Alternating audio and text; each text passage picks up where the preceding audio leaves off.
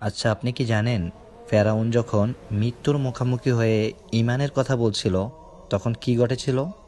কোরআনে এসেছে, যখন ডুবে যাওয়া তাকে পাকড়াও করলো, সে বলতে শুরু করলো, আমি ঈমান আনলাম সেই রবের প্রতি, যে রবের প্রতি বনি ইসরাইল ঈমান এনেছে।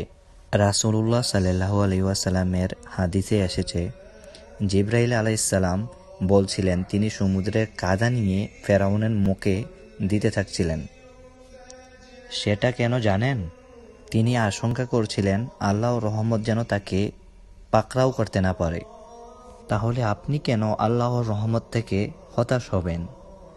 জিবরাইল আলাইহিস সালাম আল্লাহকে খুব কাছ থেকে জানেন। তিনি জানেন আল্লাহ কতটা মেহেরবান, কতটা ক্ষমাশীল, কতটা দয়াবান। তাই তো তিনি আশঙ্কা করছিলেন যদি আল্লাহর রহমত ফেরাউনকে পাকড়াও করে বসে।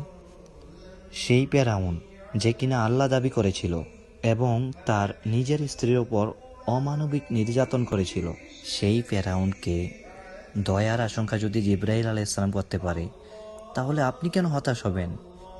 আল্লাহ তাআলা তো কোরআনে বলেছেন যে কাফের ব্যতীত কেউ আল্লাহর রহমত থেকে নিরাশ হয় না।